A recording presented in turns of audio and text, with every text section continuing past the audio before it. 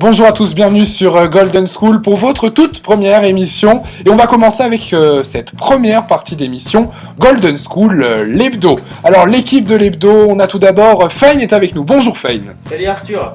Ça va ? Ça va très bien, merci. Prêt pour cette première émission ? Bah oui, bien sûr. Super, il y a Loris aussi qui est avec nous. Bonjour Loris. Bonjour à tous, bonjour l'équipe. Alors Camille n'est pas là, normalement elle devrait être là, mais elle passe son contrôle de SES. Camille, courage. On va tout de suite commencer avec le point de la semaine de Fane. Oui, donc le point de la semaine, c'est la chronique où je vous parlerai de quelques faits marquants des derniers jours, pas des choses trop compliquées. Alors, le 17 septembre, Ahmed Mohamed, un garçon américain de 14 ans, plutôt typé nerd, geek, a fabriqué une horloge artisanale qu'il a amenée dans son cours d'anglais. Malencontreusement, la sonnerie s'est déclenchée, la professeure a pris panique, elle a appelé les policiers. Les policiers l'ont menotté et ont pris ses empreintes en le prenant pour un terroriste alors qu'il avait simplement fabriqué une horloge artisanale. Suite à cette mésaventure, les réseaux sociaux se sont indignés. Barack Obama l'a invité à poser son horloge à la Maison Blanche, Twitter lui a proposé un stage, waouh. Et Mark Zuckerberg, le PDG de Facebook, lui a offert la possibilité de le rencontrer. Je vais vous parler aussi de l'affaire Volkswagen, qui est plutôt compliquée à comprendre. Donc, le mardi 22 septembre, la grande firme a admis que 11 millions de ses voitures étaient équipées d'un logiciel de trucage très sophistiqué. En quoi consiste ce logiciel ? Lorsque la voiture passe les tests de pollution, les émissions de gaz polluants sont conformes à la loi. En dehors, la voiture en éjecte beaucoup plus et c'est illégal. Les États-Unis les ont menacés d'une amende méga record de 18 milliards de dollars. Ensuite, c'est une grande première, un hacker a été arrêté pour du trolling. Joshua Goldberg, 20 ans, américain, a été arrêté par le FBI le 11 septembre au domicile de ses parents. Il avait des identités multiples. Il est soupçonné d'avoir encouragé une attaque terroriste, celle du Garland au Texas le 3 mai, suite aux attaques de Charlie Hebdo. Deux hommes ont ouvert donc le feu au Texas lors d'un rassemblement sur des caricatures de Mahomet. Il est également accusé d'usurpation d'identité via des comptes Twitter, par exemple de féministes, d'avocats, et il aurait écrit à leur place des textes de haine plutôt racistes. Il risque jusqu'à 20 ans de prison. Merci beaucoup Fane pour ce point de la semaine. On passe tout de suite à la qui est censée être la chronique de Camille, donc une actualité approfondie, mais c'est moi qui vais vous la lire aujourd'hui. Alors, on va parler bien sûr d'un sujet au cœur de l'actualité, la question des migrants qui divisent. Mais avant de chercher à prendre parti, mieux vaut comprendre la réelle situation de ceux qui sont aujourd'hui au centre de tous les débats. Tout d'abord, qu'est-ce qu'un immigrant ? C'est un individu entrant dans un pays étranger dans son pays d'origine, si celui-ci est un réfugié politique, comme c'est le cas pour de nombreux migrants. En ce moment, il désigne alors une personne ayant été obligée de quitter son pays de peur d'être persécutée pour ses opinions, sa religion, sa nationalité ou encore son appartenance à un groupe social. Chaque pays ayant approuvé la Convention de Genève datant du 28 juillet 1951 se doit d'accorder la demande d'asile aux réfugiés. Cette convention qui définit les droits ainsi que les obligations des réfugiés et des États a été notamment approuvée par la France. Cependant, celle-ci fait preuve d'exigence concernant les conditions d'admission sur le territoire. Si la demande d'asile est acceptée, le réfugié est autorisé à résider sur le territoire et d'y travailler. Au contraire, si sa demande est refusée, il a un mois pour quitter la France. Si l'Europe est depuis début 2015 confrontée à un nombreux et toujours grandissant nombre de migrants, c'est avant tout à cause de la guerre en Syrie et en Libye. En Syrie, c'est la violence du régime de Daesh que l'on cherche à fuir. C'est pourquoi elle abrite le nombre le plus important de réfugiés, environ 4 millions cette année. Malgré ce que l'on pense, l'Europe n'est pas la cible privilégiée des réfugiés syriens, bien que ce soit eux qui aient déposé le plus grand nombre de demandes d'asile depuis 2011, soit environ 350 000. En effet, la Jordanie, la Turquie et le Liban accueillent à eux seuls plus de 3 millions de réfugiés syriens, soit environ 10 fois plus que l'Europe. En effet, ceux qui cherchent à atteindre l'Europe sont les cas d'une minorité, celles qui rêvent d'une meilleure vie pour leur famille qu'un camp de réfugiés dans les pays voisins. Ces familles-là ont généralement un niveau de vie aisé dans leur pays et ont pu se permettre de payer les passeurs. Il ne faut pas non plus oublier que les migrants peuvent constituer un avantage pour certains pays. L'Allemagne, grâce à sa politique d'ouverture des frontières, qui engendrera l'arrivée imminente de milliers de migrants, va avoir un impact positif sur son économie. Bien que les avis diffèrent et s'opposent autour de cet enjeu devenu aujourd'hui central, la crise des migrants reste un phénomène contemporain qu'il faut prendre en considération. Voilà, on passe maintenant à Holy Week, la deuxième chronique de Fane. Oui, donc je vais vous parler d'une série, la série Sherlock. Créée par Stephen Moffat, cette adaptation moderne des histoires du meilleur détective du monde compte déjà 3 saisons. Vous vous attacherez vite au Dr Watson, joué par Martin Freeman, l'acteur de Big Holo Hobbit, je le dis parce que je sais que ça parle plus à certains que son nom, et au charismatique Sherlock Holmes, joué lui par Benedict Cumberbatch, assez inconnu en France. Donc on suit le Dr Watson tentant de rester raisonnable face aux folies et aux délires de Sherlock, doté d'une intelligence supérieure mais dépourvue d'empathie. La série est diffusée sur la chaîne anglaise la BBC. Elle compte 3 saisons de 3 épisodes de 1h30. Si je vous en parle maintenant, c'est que la sortie du prochain épisode est prévue pour Noël 2015, ce qui vous laisse le temps de commencer. Cette série est extrêmement bien faite et vraiment intelligente, vous apprendrez des choses. Et si possible, la regarder en anglais sous-titré quand même pour améliorer son niveau d'anglais. Je vois Clara, notre anglaise, qui me fait des grands signes de la tête. Oui, c'est bien de les regarder en anglais, les séries. Et puis bien sûr, la version originale est toujours meilleure. Voilà, tout à fait. Ensuite, je vais vous parler d'un gros film américain très attendu. Puisque la bande-annonce de Hunger Games, La Révolte, partie 2 est sortie. J'adore ce film. Il est réalisé par Francis Lawrence, avec l'héroïne Jennifer Lawrence. Coïncidence, je ne sais pas. Comme je disais, le dernier volet de l'adaptation cinématographique du L'Est stellaire de Suzanne Collins sortira le 18 novembre 2015. Rappelons-le, dans le premier film, Hunger Games, Katniss participait au jeu pour sauver sa sœur. Dans le second, L'Embrasement, elle était de nouveau confrontée au jeu. Mais avant la fin, elle se retrouvait chez les rebelles dirigés par un haut juge du président Snow, le dictateur. Dans ce dernier volet, Katniss, donc accompagnée de ses meilleurs amis Gerd, Finnick et Peeta, vont encore une fois risquer leur vie pour tenter d'aller assassiner le président Snow dans le district 13. Ça promet d'être riche en action et riche en émotions évidemment. Voilà, et moi j'ai hâte de le découvrir. Et tu m'as dit la date de sortie en 18 novembre 2015. 18 novembre 2015, je serai devant le cinéma de Bourg-Saint-Maurice à camper avec une tante Quechua. Alors, on passe maintenant à la rubrique Top Chrono de Loris. Donc cette semaine dans Top Chrono, je vous parle de la Coupe du Monde de rugby. Et oui, pour ceux qui ne suivent pas l'actualité, depuis vendredi 12, les premiers matchs de poule ont commencé. Angleterre-Fidji a donné le coup d'envoi à 6 semaines de compétition. L'Angleterre s'est alors imposée sur son adversaire avec un score de 33-11. Les matchs de poule vont continuer jusqu'au dimanche 11 octobre.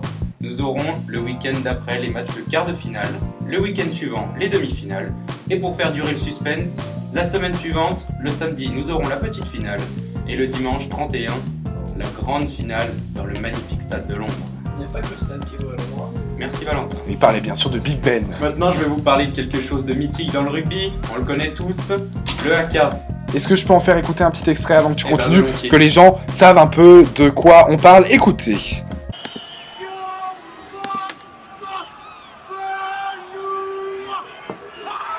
Ils sont vénères les mecs. Hein.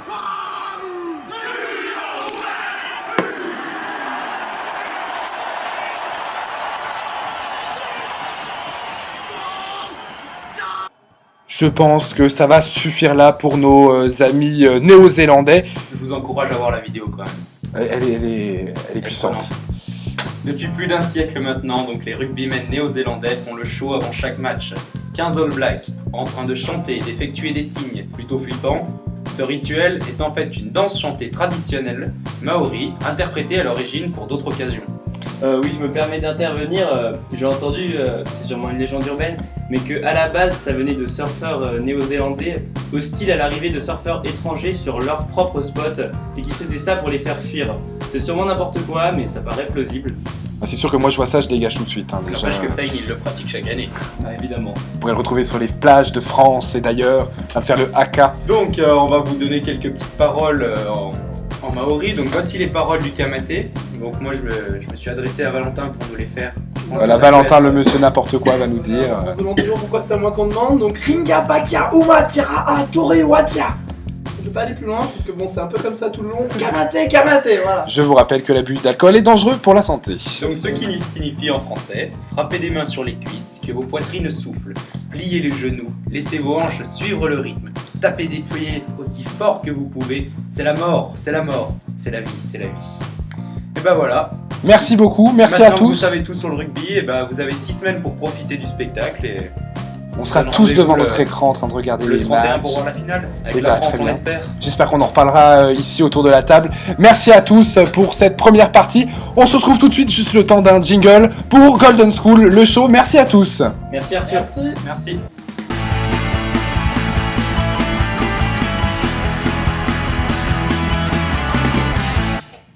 Bonjour à tous, bienvenue dans cette seconde partie de Golden School, le show. Alors toute l'équipe est avec moi, donc l'équipe du show est avec moi. Il y a déjà Valentin. Bonjour Valentin. Bonjour. Ça va? Toujours aussi fou, toujours aussi... Ouais, toujours.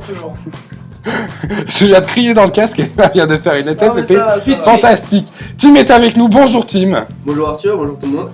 Clara est aussi là avec nous, ça va Clara? Bonjour à tous, oui ça va très bien. J'ai pas demandé à Tim mais ça va Tim?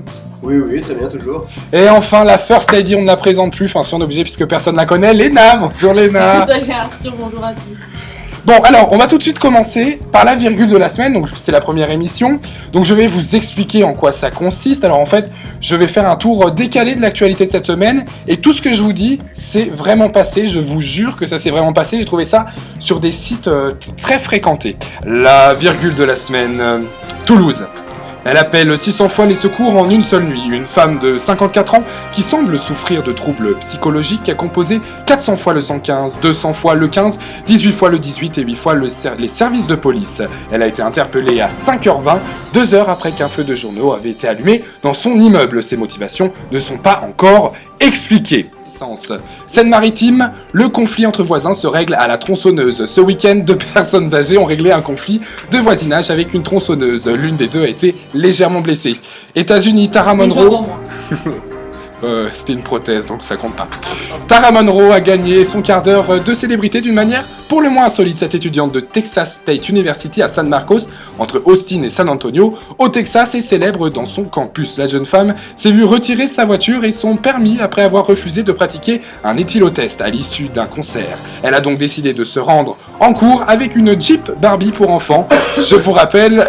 Tim est malade, que l'abus d'alcool est dangereux pour la santé. L'étude de la semaine, les selfies tuent davantage que les requins. Depuis le début de l'année, selon les comptes du site américain Mashable, en 9 mois, 12 personnes sont mortes en se photographiant, alors que les squales n'ont fait que 8 victimes.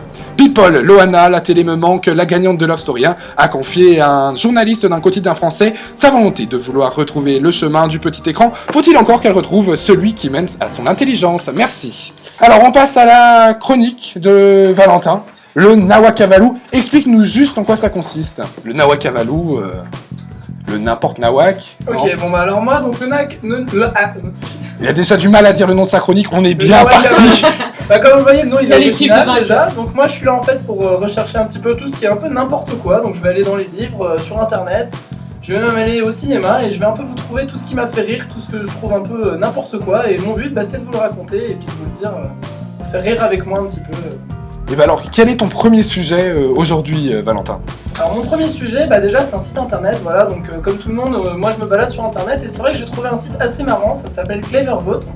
Donc là vous allez me dire pour l'instant c'est pas très intéressant, mais ce site en soi il est très marrant, c'est pour les personnes qui se sentent un peu seules. Donc c'est un site avec Léna, lequel tu on pourras peut discuter. l'utiliser. Voilà, c'est un site avec lequel on peut discuter, donc en fait il suffit juste de poser ses questions à un ordinateur et l'ordinateur vous répond. Donc moi je me suis amusé à poser des questions à cet ordinateur, des questions comme par exemple où c'est que t'habites. Alors cet ordinateur est très marrant puisqu'il retourne la question. Donc par exemple je peux savoir que l'ordinateur habite au Québec puisqu'il m'a dit, et figurez-vous que c'est vraiment très marrant parce que j'ai passé 4 heures avec elle. Donc je dis elle parce que c'est ce qu'elle dit. Ah, c'est une fille? Voilà, donc c'est une fille. Alors l'ordinateur est une fille, Voilà. T'as essayé de la draguer, tu l'as pécho? C'est ça, donc j'ai même remarqué qu'on était 3157 à discuter au moment où j'y étais, donc comme quoi je n'étais pas le seul à m'ennuyer. Donc c'est assez marrant, moi je vous invite à y aller si vous vous sentez seul, si même peut-être qu'elle peut vous aider à faire votre devoir, je sais pas, mais bon c'est assez marrant. Vous pouvez discuter pendant quelques heures, quelques minutes aussi parce que c'est vrai qu'il y a certaines limites. Mais bon, voilà, donc c'est... Donc c'est le site, si on est seul, tout seul, on peut aller sur... Tu peux me reciter le nom s'il te Ça plaît? s'appelle Cleverboat, voilà. Et comment ça s'écrit? Boat comme un bateau, B-O-A-T? Boat, B-O-T. Tu veux nous parler du film maintenant? Voilà, donc parce que j'ai aussi été au cinéma, donc là par contre c'est un film que je vous conseille pas du tout d'aller voir en couple, même avec des amis, parce que c'est un film qui est pas marrant du tout. C'est même plus bizarre, à la fin j'ai cru que j'allais bu, je me suis demandé ce qui s'était passé, donc en fait le film c'est très simple, on a des actrices qu'on connaît très bien, je ne saurais pas vous citer le nom parce que je l'ai complètement oublié, mais c'est pas grave, de toute façon le nom on s'en fout. Gérard Depardieu. Au final elle a quand même un enfant avec un gorille, donc c'est assez étonnant, on voit même qu'elle elle a l'enfant avec le gorille. Attends, la meuf a réussi à avoir un enfant avec un gorille. Voilà, un enfant avec un gorille, mais on a mieux, on a même un homme enceinte à la fin du film. Donc un homme enceinte... Non, c'était pas un homme enceinte, c'était Gérard Depardieu. Non, cet homme enceinte c'est François Damien. Donc François Damien, voilà, c'est un acteur qui est... Voilà. Les caméras planquées de François Damien. Exactement, voilà, et Belge. il est enceinte. Ah, Donc c'est très original de voir ce monde comme ça. Comment il s'appelle le film? Alors le film il s'appelle le Tout Nouveau Testament, donc on croit que ça parle de Dieu mais ça parle pas du tout de Dieu, ça parle de Benoît Poulvord qui bat sa fille, donc c'est très marrant, vous pouvez aller regarder, franchement Alors, moi je me suis bien marré. Là tu nous le dis, Benoît Poulvord tape sa fille, c'est très marrant, Mais non, mais c'est j'ai vrai, un peu alors, peur sur ton état psychologique les coups de Valentin. ceinture ont été censurés, j'étais un peu déçu, mais franchement c'est quelque chose de très bien. C'est aller voir, elle parle avec Jésus, donc oui, elle parle avec Jésus, c'est aussi une petite partie assez, comment dire, j'ai pas de mots pour le dire, donc vous en trouverez un tout seul, mais du coup c'est assez marrant. Et voilà, j'ai fini, donc bonne journée. Et à découvrir au cinéma, on en reparlera, peut-être que nous on ira le voir aussi, mais à découvrir. Merci Valentin. Alors, on passe tout de suite au tube du grenier de Léna. Léna, tu es prête? Évidemment. Pour un retour dans le temps, puisque Léna c'est un peu notre retour vers le futur, on va retourner au temps où quelle musique était en top du top 50? Et bah à cette année, c'était dans les années 80, c'était le lac du Connemara Le lac du Connemara de de Michel Sardou. Michel Sardou. Michel, on t'aime. Donc aujourd'hui je vais vous parler de cette chanson. Donc c'est une chanson qui passe souvent dans les petits bals, dans les petits villages.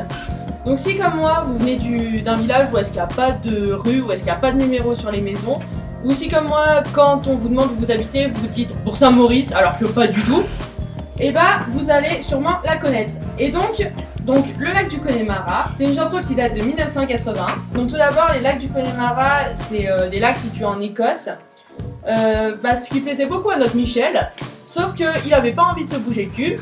Donc, il a pris... Il est un peu comme toi, Michel, hein. C'est ça, on est pareil. Vous êtes pareil. Exactement. Donc, il a pris une brochure touristique et il a fait la chanson. Il veut pas se bouger pour aller voir les lacs du Connemara, alors que c'est splendide, hein. Ah bah, tout à Attends, fait. moi, j'y passe toutes mes vacances au lac du Connemara, là-bas, on fait du kayak, Écoute, aux prochaines vacances, on y va. On y va, on fait du Écoute, kayak, tout à on fait. fait le tour du lac du Connemara. Allez. Et cette chanson est surtout très connue pour ses nombreuses reprises, pas toujours du meilleur goût. Par exemple, elle a été reprise par les prêtres récemment. Ah, les prêtres, les Les prêtres, quoi. les prêtres, les trois prêtres qui pour la chantent. messe. Super. Voilà. Et on peut en écouter un extrait, Et peut-être? bah allez. Allez, on écoute un extrait. Encore au temps des Gaëls et de Cromwell, au rythme des pluies et du soleil, au pas des chevaux. On y croit encore aux monstres des lacs qu'on voit nager certains soirs d'été. Tu sens le mec qui s'ambiance quand il chante, hein. Ah oui, il a Là, il est en extase, le mec. Des hommes d'ailleurs il a venaient chercher le repos de l'âme et pour le cœur un goût de meilleur. Alors, merci Léna pour ce tube du grenier, pour ce retour dans le temps, ce retour en arrière. Merci beaucoup Léna. De rien. Mais tu restes là, tu réagis, t'es la First Lady, puisqu'on va passer tout de suite à la chronique de Tim. Raconte-nous de quoi va parler ta chronique, Tim. Alors, écoutez, comme vous devez le savoir, la classe montagne de première et de terminale ont fait le tour du Mont Blanc, donc j'ai cherché quelques records sportifs de justement ce Mont Blanc. Et donc voilà. Par contre, je risque de décéder quelques fois lors de. Parce que tu es malade. Je suis très malade, donc voilà. On la l'entend, c'est bon, la peste, voilà, J'ai mais la peste noire, on est en c'est salle de pas ma quarantaine. Alors, juste petite question avant de commencer. Quelle est la hauteur du Mont Blanc? Alors, le Mont Blanc mesure 4808 mètres et sa première ascension fut en 1786. Bon, par contre, la personne est absolument inconnue, j'ai pas réussi à la trouver, j'ai cherché partout, j'ai pas réussi à trouver la première personne qui la grimpe. C'est pas grave, tant qu'il l'a monté, c'est le principal. C'est ça. Donc, le record pour faire l'ascension aller-retour du Mont Blanc a été réalisé par l'Espagnol Kilian Jornet en 4h57. Il est parti de Chamonix jusqu'en haut du Mont Blanc, ce qui fait quand même 3824 mètres de dénivelé positif-négatif. Et c'est quand même vraiment incroyable quand on se dit que nous, pour faire nos... Attends, on fait ça tous les matins avec Léna, on descend comme ça. avant Ouais, d'arriver bah, au tranquille. lycée comme ça. Ah, surtout qu'il l'a fait quand même en short, basket, t-shirt, alors qu'à 4800 mètres d'altitude, je suis pas sûr qu'il fasse extrêmement chaud. Ah non, non, ça change de Saint-Tropez là-haut. Ah oui. Tu sors pas ta serviette et les cheveux. Après, eh bien, je ne sais pas si vous le savez, mais il existe un ultra trail du Mont Blanc qui consiste à faire le tour du Mont Blanc en passant par la France, l'Italie et la Suisse. Il fait 168 km avec 9600 mètres de dénivelé et c'est quand même énorme pour nous qui avons fait ce tour du Mont Blanc, de faire nos 1300 mètres de dénivelé et vraiment être crevé là. En combien de temps vous l'avez fait le tour? Nous on a fait en 3 jours 70 km et eux en 6 jours ils ont fait 110 km. Ouais, c'est nul. Oh, non, bah c'est nul. Attends, et moi je te dis, moi déjà je suis fatigué quand je fais 2 km, mais là c'est un truc de dingue. Je vous félicite là. Tout. Moi je vous félicite d'avoir fait ça et tout. C'est un truc de dingue. Moi j'aurais bien voulu le faire. Non, je rigole, c'est pas vrai. J'étais mieux au chaud sur ma chaise. Donc, l'UTMB, le recordman qui détient le record, c'est François Daen, c'est un Français. Il l'a Cocorico. parcouru en 20 h 11 minutes et 44 secondes pour faire les 168 km. Et bah bravo monsieur. Hein, le pauvre est mort maintenant, essoufflé par la tâche. Il a perdu ses pieds. Ah, voilà, oui. Voilà. Mais il a battu le record, c'est Voilà. le principal. Et déjà, pour avoir fait ça, il a bien dû perdre sa tête. Merci. Et la femme se nomme Rory Basio, elle est américaine. Elle l'a fait en 22 h 37 minutes et 26 secondes, soit seulement 2 heures après le français. C'est quand même. Fort. Merci beaucoup Tim. Mais de rien. Alors, vous restez là puisque maintenant, c'est la question existentielle. On s'est toujours posé plein de questions. Et là, on a notre Clara, pas nationale puisqu'elle est anglaise, mais elle est là pour nous répondre. Bonjour Clara. Bonjour, alors bienvenue sur l'émission qui est à l'écoute des auditeurs. Je serai à votre écoute toute la semaine pour débattre de vos problèmes aussi bien intimes, difficiles, mais également vos questions existentielles et humoristiques. Il suffit de m'envoyer vos questions ou me faire part de vos difficultés via le site internet dans l'onglet Courrier des auditeurs, les glisser dans la boîte aux lettres de la radio qui sera installée prochainement ou tout Ou simplement... attends, prochainement ici, avec Oui. le service technique, Oui. je pense que dans 2 mois, Vers on l'a juin. toujours pas. Voilà. Bien joué. Mi-juillet, vous pourrez la mettre dans le courrier, sinon sur le site. Voilà, donc c'est un grand bien mot, c'est un... Un bien grand mot. Voilà, merci. Elle est anglaise, on ne va pas lui en vouloir. Enfin bref. Continue, Voilà. continue, je t'en prie. Ou alors, vous pouvez tous bien sûr me contacter directement. Donc vos questions seront bien sûr anonymes et traitées par l'intégralité des membres de la radio. Vos interrogations sont nos préoccupations. Très bien. Alors, quelle était la question de cette semaine? Donc la première question venait d'Arthur. Oui, c'est moi qui me la suis posée, cette question. C'est à quoi sert une cravate? Alors, avant que tu nous répondes, j'aimerais savoir si l'équipe, on va commencer par Léna, les femmes d'abord. Ah, d'après toi, à quoi sert une cravate? Ah, rien. Ah, rien. Bah, si, je sais pas. Ah, non. Valentin, à quoi sert une cravate? Moi je sais pas, je suis partagé sur le truc, mais une cravate ça représente une flèche. Alors je vous dirai pas où elle pointe, mais je pense qu'on sait tous. Voilà, je Voilà. Merci, suis très d'accord. Je suis très d'accord avec lui. Sans arrière-pensée, hein. Et Sans- Tim? Entre la femme en dépression et l'homme qui ne l'est pas assez, moi je pense tout simplement que c'est pour faire classe. Très bien. Alors moi, j'aurais peut-être un truc, c'est une hypothèse, peut-être pour cacher les boutons d'une chemise. Oui, c'est aussi également une des réponses, oui, bien sûr. Alors, Et, vas-y. J'aimais bien l'idée de Valentin, que la cravate est reconnue comme un symbole de virilité, donc grâce à sa forme en flèche qui dirige le regard vers le bas, donc j'ai pas besoin de vous pointer. Hein. Peut-être est-ce On la va chance éviter. pour les hommes moins virils de s'affirmer. Je sais pas ce que vous en Ouh. pensez. Donc sinon, comme l'a dit Tim, c'est aussi l'unique chance que les hommes ont de porter un accessoire classe. De couleur. Attends, la semaine dernière, j'en ai vu un se promener avec un serre-tête, il était magnifique. Dis pas qu'on porte pas des accessoires, s'il te plaît, Clara. Oui, bon, plus ou moins classe, hein, on est d'accord. Donc ça permet d'ajouter aussi un peu de fun et c'est peut-être aussi la chance de remplacer le collier des femmes par un attribut essentiellement masculin. Donc peut-être sont-ils jaloux de nos attributs à nous. Alors là par contre je me permets de contester parce que de la jalousie et de le fun. Alors le fun sur la cravate, je pense que les hommes en cravate... Le mec, sont quand il loin cravate, de tu nous sens, flatter. voilà, qui. Voilà. Sauf si la cravate est un peu bariolée, mais sinon, les mecs. Dans ce c'est cas-là, des- il a juste l'air d'un beau. Enfin, le mec qui se travaille avec une cravate avec des Mickey dessus. Souvent Souvent, non, souvent la cravate avec les Mickey dessus, c'est les magiciens qui jouent dans les animations pour enfants, donc en général, c'est pas génial. Ouais, ou le mec qui a des taches de gras sur sa chemise. Bon, on va pas faire l'inventaire des personnes qui portent la cravate, bon, puisque ouais, je sais qu'ici, il y en a pas mal qui portent la cravate. Et y'a que toi. Merci beaucoup, Clara. Je voulais passer à l'appel aux personnes pour l'hebdo. Si ils ont des questions, vous pouvez nous les poser. Pareil dans la rubrique dans le site que Valentin nous a fait. Dans la rubrique, Valentin, Courrier des auditeurs. courrier des auditeurs. Vous avez des problèmes, vous nous en parlez, on essaiera de les régler. Ou des questions existentielles que Clara se fera un plaisir de répondre. Merci beaucoup, Voilà, Clara. bien sûr, merci beaucoup. Bon, pour finir, l'expression du jour, Léna. Qui pisse contre le vent se rince les dents. Merci beaucoup, on se retrouve la semaine prochaine pour un nouveau Golden School, le show. Merci à tous.